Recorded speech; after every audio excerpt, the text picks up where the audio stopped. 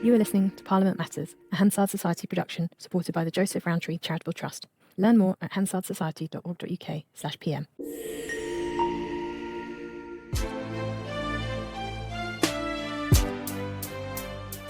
Welcome to Parliament Matters, the podcast about the institution at the heart of our democracy, Parliament itself. I'm Ruth Fox. And I'm Mark Darcy, and welcome to the latest in our special series of mini-podcasts tracing the progress of the Terminally Ill Adults End-of-Life Bill, the bill that aims to legalise assisted dying in England and Wales. In a moment, we'll be looking at events in a jurisdiction that's had an assisted dying system for 3 years, New Zealand, and the lessons it might have for the system in this country. But first, Ruth, there's been quite a lot of interesting action in the Bill Committee that's ploughing through the details of the bill at the moment.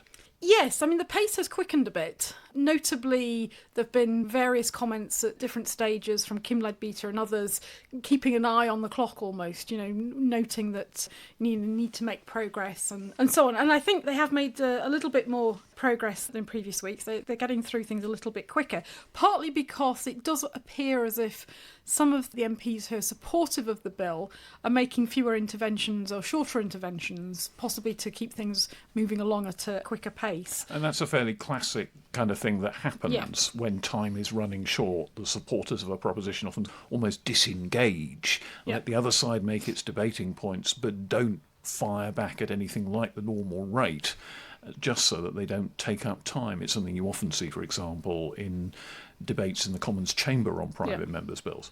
Yeah, I mean, it's important to stress this bill is getting more scrutiny than any recent private member's bill I can recall, and actually more scrutiny than quite a lot of government bills I can recall as well. So when we talk about the pressure of time and running short of time and so on, that has to be set in context. There's nothing that unusual about where we are in terms of the amount of time, but there is this pressure, obviously, of needing to meet the Friday of 25th of April to get into the next stage, report stage, put the bill back into the chamber. They're mindful of that. And that might, for example, entail them sitting rather later than usual in the committee, some very long sittings, 8 p.m. or 9 p.m. finishes to their afternoon sittings, for example, which can get pretty gruelling for members of the committee who can be there, 4, 5, 6 hours. Yeah, I mean, that's what we're hearing. As we're speaking, it's not yet confirmed, but we're picking up that there are proposals for the committee to sit longer into the evening. So at the moment, they're doing 2 days a week, so 2 hours in the morning on a Tuesday and a Wednesday, and 2 hours in the afternoon on a Tuesday and a Wednesday. And the proposal is, we think, that they're going to sit longer into the evenings rather than eat into other days. I mean, that'll be confirmed, no doubt, imminently for next week's business. I mean, they've roughly, if you think about the Easter recess, is about a month away. So that will give them 8 more sitting days on current arrangements. Possibly a few more if they do some extra days, which doesn't seem impossible which to me. Isn't, another possibility. So time is of the essence, but they are getting through things a little bit quicker. And I think that was inevitable because a lot of focus was in those early, particularly that first clause and the principles and so on. And, when we've talked to people like both Kit Malthouse and Sarah Olney on both sides of the debate, there's been an acknowledgement that the further they got into the bill, the likelihood was that it would quicken. And then I think we've talked on the podcast before about tempers fraying a little bit. This is quite fraught. It's a bit of a manifestation this week. Kit Malthouse, one of the big backers of the bill, very senior former Conservative minister. Of course, we had on the podcast last week. Absolutely, our guest on the podcast last week, raised a point of order, essentially complaining that votes against some of the amendments were, he said, being misrepresented, and could anything be done about this? Of course, nothing can be done about it. It's not in the power of a chair of a bill committee to tell MPs that they can't say things on social media. But he made his complaint, and I think that did reveal a certain level of irritation, not exactly tempers fraying, but the kind of noises off from social media around this bill have just intensified, and you regularly see clips of the committee being put up on social media. This shows the evil of the other side, and look what they're doing. It gets to people in the end. I mean, as I understand it, the specific point that Kit Malthouse was concerned about was the suggestion on social media that the committee was not concerned about safeguards for patients with Down syndrome. They'd rejected an amendment to put on the face of the bill a provision to make it a statutory requirement to consult stakeholders, the Down Syndrome Society and others, for example. Now, the argument for the supporters of the bill in the committee and for the government, well, you know, they've already got a commitment to consult on guidance. It's not statutory, but they've given an upfront commitment to consult. They're already engaged in meetings with the Department of Health about upcoming guidance in relation to other legislation, and therefore that practice would continue. So it's not that they're not going to consult. That's not the issue. The question is this long-running question: what do you put on the face of the bill, and what do you leave to future guidance and so on? And the absolutely classic problem for pretty much any kind of legislation. You can load all the bells and whistles you like onto legislation, and it's a constant issue. But we were talking on the pod last week about how it might be rather ill-advised for the backers of the bill not to be prepared to pick up some of the safeguards being suggested by critics of the bill. And this week, one such safeguard has indeed been accepted. It was an amendment from Jess Asato, the Labour MP for Lowestoft, who wanted a proposal that doctors helping assess people's applications for assisted dying should be trained so that they can spot coercion, coercive control, domestic abuse, essentially people who might be being bullied into seeking assisted dying. That was accepted. Now, you might see that as very collegiate, and here we are accepting suggestions from the other side of the debate. But the other side of the debate is just not that impressed that this one suggestion out of all the many safeguards they proposed has been picked up. But it's not nothing. No, if you remember last week I was articulating, perhaps not as clearly as I should have done, it turns out, because various correspondents have suggested to me that I might want to clarify my remarks. So I was suggesting that there needs to be, in the interests of public perception, there needs to be acceptance of the other side might have some decent arguments, and it would look very odd if some amendments were not accepted. I think I may have conveyed the impression that I thought that they should just accept some amendments so they could tick the box of public impression. That wasn't what I meant. What I meant was it's difficult to go through all these many, many hours of debate and think that the opposition to the bill had nothing sensible to suggest at all. Nothing useful to offer. Nothing indeed. useful to offer. And I get that the opponents of the bill, in a sense, they'll never be satisfied. So they're not satisfied by this amendment. It's a minor improvement as they see it, but they're not going to be satisfied. Fine. But I just think it would be a very odd thing to go through all these many hours of debate and think that your opponents had absolutely nothing to offer. But clearly, you shouldn't accept amendments just for the purposes of glossing over divisions. And indeed, this podcast seems to be having some influence on the debate, because we were quoted... Worryingly. The episode we did with Dame Elizabeth Gardner, who was the former parliamentary counsel who helped draft the bill, was being quoted by Danny Kruger, one of the leading players on the bill committee. Yeah, they've reached the stage of discussing the amendments from Ben Spencer, Conservative MP, who's consultant psychiatrist who'd wanted to be on the bill committee and wasn't who, of course, selected. we interviewed. And who we interviewed. He's the one who's put forward this idea of an assisted dying agency to try and sort of draw out and flesh out, well, how is this going to be operationalised? What is the model that's going to be utilised for implementing this assisted dying model? And in the course of discussing around those set of amendments, is it going to be an NHS body? Is it going to be private providers? Is it going to be a mix? As you say, Danny Kruger quoted Elizabeth Gardner's comments around the drafting of the bill, because there's a big Henry VIII power in the bill, which would enable ministers by regulations to amend, repeal or revoke other legislation. And one of the questions is, would they need to amend the NHS Acts to change the principles, if you like, of the purpose of the NHS? Because historically, going back to the founding of the NHS in 1946, the principles have been designed around securing an improvement in physical and mental health. It's the wording of that act. Securing an improvement in the prevention, diagnosis and treatment of physical and mental illness. So how does assisted dying fit with that? And this is where I have to offer a small mea culpa, because in an earlier podcast, I think I slightly overstated this. The Secretary of State has a duty to protect life. I think I put it a bit harder than I meant to. The point is whether the assisted dying bill sits well within a plain reading of what's in the founding act of the NHS, the principles you've just been setting out, or whether they might need to be tweaked so that an assisted dying agency of some kind could be placed within the NHS, if indeed that's what ministers decide to do. Yes, and that is still unclear, still to be decided. Because of the discussion of Ben Spencer's amendments, there was a little bit of discussion in getting into, is this going to be a purely public, a purely private, a mix provision? There's been some speculation in the press about it, but at the moment we're not sure how that's going to play out, so we'll have to see. And next week looms what promises to be one of the most important votes in the committee. They get to Clause 12 of the bill. Now, Clause 12 at the moment is the section of the bill that specifies that a High Court judge, current or retired, should preside over the assisted dying process, be the ultimate safeguarder and scrutineer of the assisted dying system. And Kim Leadbeater, the sponsor of the bill, is now proposing to replace that. There have been concerns that there just aren't enough High Court judges knocking around to oversee this process. And they're now suggesting instead there should be an expert panel.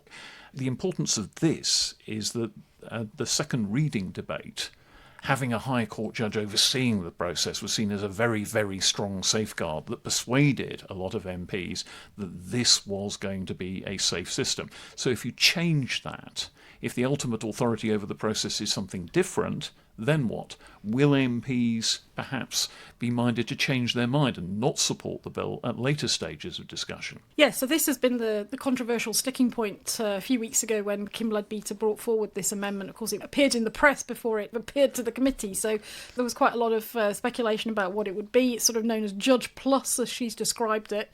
I think opponents of the bill not quite so convinced that it's the level of judicial oversight that they were promised. I mean, the general criticism is that they think that the oversight system that's now being proposed is very much a tick box system, that it wouldn't, as they see it, require an actual physical interview by members of the panel with the person applying for assisted dying. So there are all sorts of, as they see it, weaknesses in the system that suggest that it's not really going to provide a serious safeguard against abuse.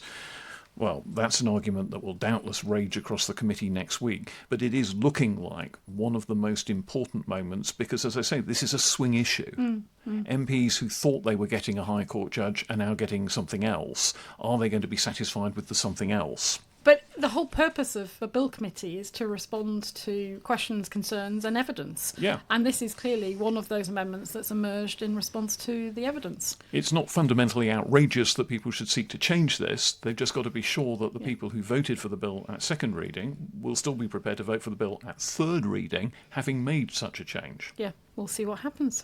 We will indeed. But in the meantime, we've been taking a look at an assisted dying system that's been in operation in another country for more than 3 years. This is New Zealand, where they brought in a private member's bill quite some time ago, and it's been in effect long enough to have a clear idea of what's happening under that system. Professor Colin Gavaghan of Bristol University is a specialist in medical ethics, and we spoke to him about how the system in New Zealand started. There were a number of kind of false starts with this legislation. A number of bills were introduced and for various reasons didn't make it over the line. So the genesis of this particular law actually was way back in 2012 when a Labour MP called Marion Street had this drawn from the members' ballot. We talk about members' bills in New Zealand rather than private members' bills, but it's the same thing. That was drawn in 2013. It was withdrawn shortly before the general election of that year, in circumstances that were always a little bit politically murky. She said it was just not going to get the time it needed. There was a suggestion that, in fact, some of what was going on was a little bit subtle pressure from the government that they didn't want to be associated with something so divisive at that point. For whatever reason it was withdrawn. It was picked up and reintroduced shortly after the election by David Seymour. So this is one of the interesting facets about this subject. It doesn't really align with any particular political side of the Parliament. So Marion Street was like an old Labour MP. David Seymour is on the very right wing of New Zealand politics in the ultra-libertarian ACT party. So he picked up the bill, changed it a little bit, reintroduced it into the ballot. It was drawn in 2017 from the members' ballot. In between those two bills, we'd had the first and so far only court challenge to the law in New Zealand, a case called Seals versus Attorney General, where a lawyer dying of a brain tumour brought a challenge against the blanket ban on assisted dying on human rights grounds. That case failed, and it failed in a predictable manner, I think, with the court saying, look, at the end of the day, this isn't for courts to do. If it's going to change, it has to be Parliament. So back to Parliament again, David Seymour's bill is introduced. There's a very long process of consultation that involves something like 35,000 written submissions, 2,000 oral submissions. Eventually, this goes to a final vote in Parliament, and it passes in November 2019 by 69 votes to 51. But importantly, an important clause has been added during that process that it will only come into effect. The law's passed, it's now an act, it's not just a bill, but it will only come into effect in the event of a successful referendum vote by the public. And that's the next stage in the bill's evolution. The same day as the general election, there are 2 referendums held on 2 potentially socially divisive issues. One is assisted dying, the other one is decriminalisation of personal use of cannabis. And it's an interesting process because unlike something like the Brexit referendum, where people vote on the principle and then the details get thrashed out, this is the other way around. The Act is a fait accompli. There's no capacity for it to return to Parliament to be modified. It's the finished article. It's a take it or leave it for the public. And the public vote to take it by about 2/3 of voters in that referendum elect to say yes to this becoming law. Compared to other kind of socially divisive issues of our day, it was relatively civil until right up until the end, when one anti-group ran the most bizarrely fear-mongering advert on television with the elder relative in the hospital bed and literally their son and daughter in the corridor scheming about how to get their money and finish them. That really changed the tone right at the end. And it was some suggestion that had been financed from overseas, and it did have the tone of an American evangelical kind of Trumpian thing. That wasn't the tone of the debate generally. It was generally pretty civil on both sides, which was quite impressive. And so far, I think that's largely been true here as well. But at the same time, the parallel referendum on legalising cannabis had a quite different result. It did. It failed. That's right. So obviously, our kind of political scientists and commentariat in New Zealand had a lot of fun picking the bones out of that one. So what does this tell us about where New Zealand is as a society? You can't really kind of map this onto a social liberal or progressive kind of dynamic. It's not quite that. So what's going on? I think what was interesting to look at was the age cohorts involved. Whereas you might normally expect support for what you might call socially progressive movements to come largely from younger cohorts, there was a lot of support for assisted dying from older people. That just didn't track across to the cannabis referendum at all. And where, Colin, did the idea of the binding referendum at the end of the process come from? Was that in the original draft of the bill, or was that something that was suggested during the course of it, or that the government wanted before signing it all off? What was the sort of origins of that idea? Really interesting origins, to be honest. It wasn't in the original bill, and it certainly didn't come from government. So New Zealand's a proportional representation system, which means that small parties can have quite a lot of clout. One of those small parties is called New Zealand First. It's kind of a one-man band in a way, run by a guy called Winston Peters, who's been out of Parliament since the 1970s. And he is a very charismatic and very wily political operator. New Zealand First has vehicle, and it's probably best characterised as kind of a populist party. It doesn't neatly align with left or right, and it's been in government with both, but a populist party. So he and his MPs pushed for this to go to the public for a referendum, and also the cannabis one. And it's kind of on brand, really, for a kind of populist party, that these issues should be decided in that manner. I don't think Seymour loved the idea. I don't think many others in Parliament loved it, but it was seen as a necessary political compromise to get it over the line. And now, of course, New Zealand has several years of operational experience of an assisted dying system. So what have we learned during that time? What kind of cases see people applying for assisted dying? What kind of circumstances lead to people not being allowed to take that option? We know a bit. There was a further year after the referendum before it came into effect, just to get all of the details worked out. So in November of last year, the Ministry of Health published a report, as they were required to do by the Act, on the first 3 years of its operation. And the findings of that were quite interesting. So we know, for example, that at that time, 970 people had died over the 3 years of its operation. It's probably about 1,000 by now. And that was out of about 2,500 who had applied to use it. So about 40% of those who started the process ended up dying by assisted dying. That comprises about 0.8% of all deaths in New Zealand, so about 8 in 1,000 deaths in New Zealand were by that process. We know a bit about who uses it, and we know a bit about who ends up not. So of those who die by assisted dying, the gender split's about 50-50. The age demographic, as you probably expect, skews towards older, 70 and older. The most common terminal illness diagnosis is cancer. And it skews heavily as well towards what we call New Zealand Europeans, so white New Zealanders are the biggest cohort of users. Of those who start the process and end up not using it, there's a variety of reasons for that. The biggest one, actually, is that people just die before they get a chance to do so. The process just takes too long. And by definition, you're talking about people, or thought to be within 6 months of death. The process is thought to take an average of 4 to 6 weeks. So there's going to be some people in that period who just die naturally or die of their disease before they use AD. There's also people who lose capacity during that process. It's part of the law that they have to still be competent right up to the point of taking the drug. Some of them lose that. Some of them just change their mind. Not as many as I might have expected. I think it was just 4 or 5% changed their mind. And about 20% just don't meet the eligibility criteria on one or other ground. It seems to be the majority reason is that attending physician just isn't confident that within 6 months of death. So for a variety of reasons, these people are not getting to the end of that process. And what are the eligibility criteria, Colin? Because it's slightly different, isn't it, to the UK? The similarities and differences, Ruth, yes. So it's like the UK, it's 18 or over. You have to be citizen or resident of New Zealand, suffer for a terminal diagnosis that's likely to end life within 6 months. So those parts align with Cambridge's bill. The difference is that the patient also has to be in an advanced state of irreversible decline in physical capability and experiencing unbearable suffering that cannot be relieved in a manner they consider tolerable. So it's not just that they're within 6 months of death, they also have to be in decline and suffering.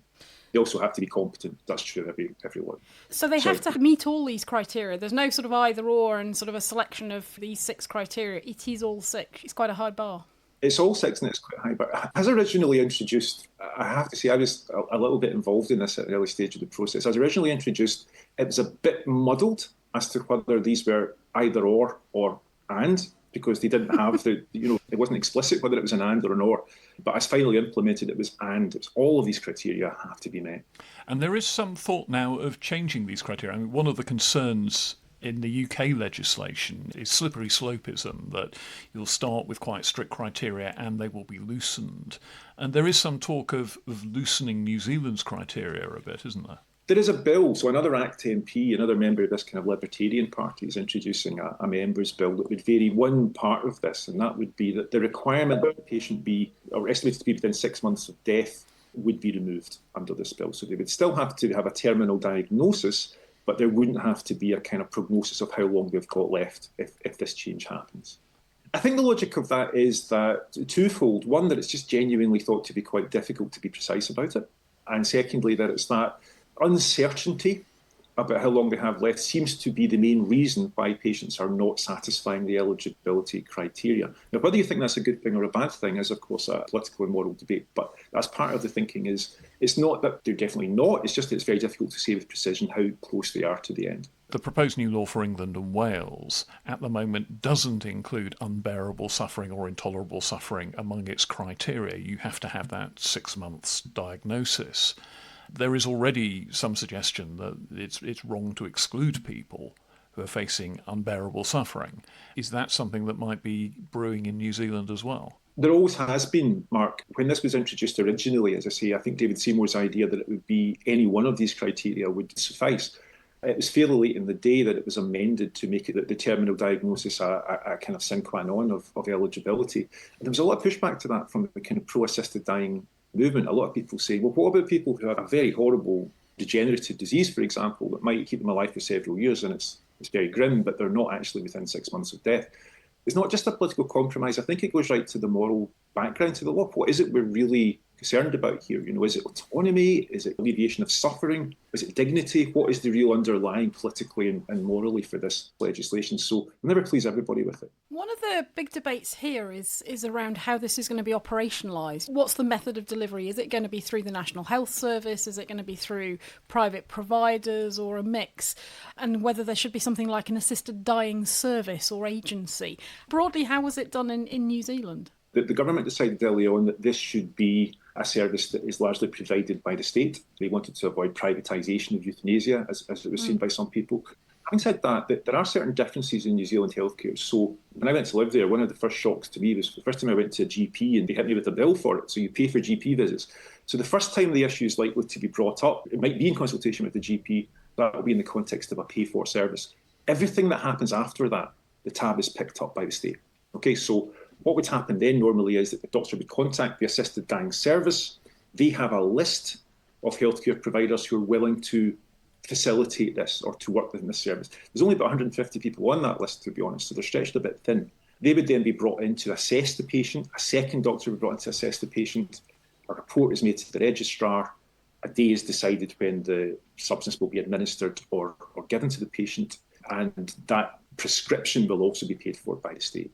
One of the things you just said there, that the number of people who are able to provide this service, they're a bit stretched in terms of resource. And it struck me in the skimming through the review that's been done of the Act that one of the things that's highlighted is that there is insufficient support available for practitioners who are actually providing the services, and that they've noted the work can be personally fulfilling, but it can also be isolating and emotionally draining, which I thought was really interesting, because I've not heard that discussion come up too much at the moment. There's very much more a sort of institutional focus about how this is going to be delivered, but not so much about what the psychological implications are for the staff. The focus has been very much on the patient. It's definitely taking place in the medical profession. And I chaired a debate with medical students yesterday at Bristol University about this, and they're thinking about it a lot, what it would mean for them to be involved in this process. And you're absolutely right. So some of the research that's been done in New Zealand, including by Jeannie Snelling, a former colleague of mine, found that even people who support assisted dying, who think they're doing a good thing by being involved in the process, can still feel it isolating and draining. And that, I think, in part, is just an inevitable facet of the kind of work it is. Probably it's also a facet of the fact that there are so few currently involved in it, and that burden is falling disproportionately on them. It's also just a practical burden. New Zealand's quite a disparate population, and maybe if you live in Auckland or Wellington, you might have quite ready access to support, but those doctors are having to travel quite far and wide to do this.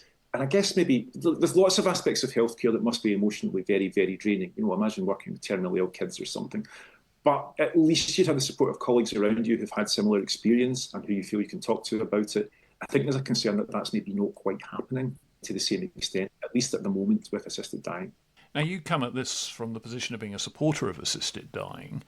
What do you think the UK has to learn from the New Zealand experience that perhaps isn't in the current proposal? I think two things I would say. One of them isn't really something I put into the proposal. There's been a lot of talk about resourcing in terms of how much will it cost, and that's entirely reasonable. I think what we're learning from New Zealand is there's also emotional resources involved here, and some of the suggestions from the review last year didn't really suggest amending the legislation, but thinking better about how to support both healthcare providers and patients, because one cohort they pointed to that I'd never thought about before is, what about people who apply for this? What about these 20% of refusals who apply for this and are told, no, you don't meet the eligibility criteria? There's a danger of them feeling abandoned and betrayed. One coroner in New Zealand has talked about the risk of them going and taking their own life at that point out of desperation. So there's a lot of thought going into how you support those patients, how you follow up with those patients, to make it clear to them, we're not going to give you what you're asking for, but we're not abandoning you either. We're still here for you. So that's important to think about. The second thing I would just say is safeguards. Be a bit careful with safeguards. There's an understandable sense that the way to make this law safer is to pile them up, to pile on ever more safeguards and make it tighter. I think two things we've learned from New Zealand. One is, if Parliament decides to go forward with this, then there's no point doing so if you're going to make it just inaccessible for the cohort who are meant to access it. But more importantly, if anything, there's a sense that some safeguards may actually have had the effect of making it less safe. For example, any safeguard that has a stifling effect or a chilling effect on the conversations healthcare providers can have with patients, I think can be a bit risky. New Zealand at the moment still has a rule that says the healthcare provider cannot initiate the conversation about assisted dying. I know that's been suggested as an amendment to the bill in England and Wales as well. The review has suggested, following their conversations with doctors, that that's making conversations very awkward. Doctors have said, look, patients tend not to approach us and talk to us in statutory language. They use euphemisms and colloquialisms, and part of our job is to try and decipher what they're really asking us and what they really want, and to make sure they really know what's on offer. And any rule that kind of tries to prescribe the precise language but that takes place can be tricky. So I think that's one to be a little bit wary of. That good safeguards are really, really important, but more safeguards doesn't necessarily mean better safeguards. What happens now then, Colin? So we've got the review that's been done. What happens to that? Does that have to be considered by Parliament? Is the government proposing new legislation or amendments to the legislation? What's the next step, do you think? There's no suggestion at the moment from the government that they want to amend the legislation at this stage. We do have this one member's bill that I mentioned earlier that would change the eligibility criteria a bit by removing the 6-month requirement. But really, the other suggestions that the review recommended, I don't think we've had a response from government yet. It was only in November, late November, that this was put forward. And if you know anything about New Zealand, it kind of goes into hibernation over a couple of months of the summer. So I'm not massively surprised that nothing's happened yet. But it'll be interesting to see what the response is from government, if they suggest picking up any of those recommendations, either the statutory ones or the kind of resourcing type ones. Well, that's a really interesting discussion of a assisted dying system that's already in operation. Colin Gavaghan, thanks very much indeed for joining us on the pod today. Thank you very much. So, Mark, that was really interesting, but what did you take from it? I mean, I have to say, as the Organisation for Parliamentary Democracy, I'm slightly nervous about referendums. Well, I suppose the point about the referendum they had on this bill was that there was a very detailed proposition on the table. The New Zealand public was not being asked to endorse a general principle, and the government would then go and fill out the blanks later. This was an absolute... But not the Brexit scenario. Then. Well, not the Brexit scenario, no. I mean, the problem with Brexit was there was 57 varieties of Brexit. There were plenty of different ideas of how Brexit would work, and no specific one was on the ballot paper. This is something quite different, as Colin was saying in that interview. It was take or leave this piece of legislation with these provisions. So the New Zealand public knew exactly what they were getting and chose to endorse it. And as he also pointed out, rather interestingly, another referendum going on at the same time about cannabis legalisation went the other way. The public rejected that one, so there wasn't some sort of great spasm of defiance of the established political elite or anything like that. The whole issue seems to have been weighed on its merits, which is what you'd hope a referendum would do. Yeah. It's also interesting that this was also done through a private member's bill. Although, I mean, we'll need to look into their process a bit more, but clearly there was more early stage consultation upstream, that there was more support for the bill as it was going through, and obviously then there was the post-legislative engagement through a referendum. Yeah, and so they had a completely different process to the way this one has unfolded. I half find myself wondering whether some bright spark at report stage will offer a referendum amendment to see if this should be put to the British public. You never know. But above all, I was very interested in Colin's account of who was applying for assisted dying, who was getting rejected, and particularly the almost unaddressed point of what does participating in this process as a doctor and a medical practitioner do to you? What's the psychological effects of that? Because I do think that just as people get burnout from working in hospices and other areas, this is something that will have profound psychological effects on those involved in the process as well as those who are the subjects of it. Yeah. Well, I think if this bill does get royal assent, it does become law, we'll have a not dissimilar process here, because there is a clause in the bill for a formal review, a statutory requirement. So clause 35 has it that there would be a review after 5 years of operation. They'd do the review and then the government would have to lay a report before Parliament. There are some amendments down to, for example, address that in the context of implementation in Wales. There's some amendments to try and put a little bit more detail on the face of the bill about what the review should have to specifically look at. But fundamentally, that 5-year period is there on the face of the bill. It wouldn't surprise me, frankly, though, if the Health Select Committee got involved and took an earlier look at how the process was panning out, especially if there started being headlines about things going wrong in the press or something like that. So it would be something I think Parliament could easily decide it didn't have to wait 5 years before looking at again. Yeah, we may even see later on, as you say, at report stage, for example, attempts to try and reduce that. I mean, post-legislative scrutiny, the sort of provision generally is that an act will be reviewed 3 to 5 years after royal assent. Now, we know that that's not done universally, but you have to think that this is the kind of situation where, they would want to definitely bring forward the review, even if it wasn't on the face of the bill. I think you'd find committees pressing for that. This 5 years is at the outer edge of the normal review period. And you've got to say that post-legislative scrutiny is not something that Westminster does especially well, by and large. Perhaps it needs a much more effective system for doing that, but that's a whole other podcast. Yes, well, the House of Lords does it, as ever, the House of Lords does it better than the House of Commons. A running theme of this podcast as well. Well, Mark, I think that's all we've got time for this week. We'll see what happens in the course of the coming days. And we'll see especially what happens with that Clause 12 and that critical vote on who gets to oversee the whole process. So back with that, I hope, next week. See you then. Parliament Matters is produced by the Hansard Society and supported by the Joseph Rowntree Charitable Trust. For more information, visit hansardsociety.org.uk/PM or find us on social media at Hansard Society.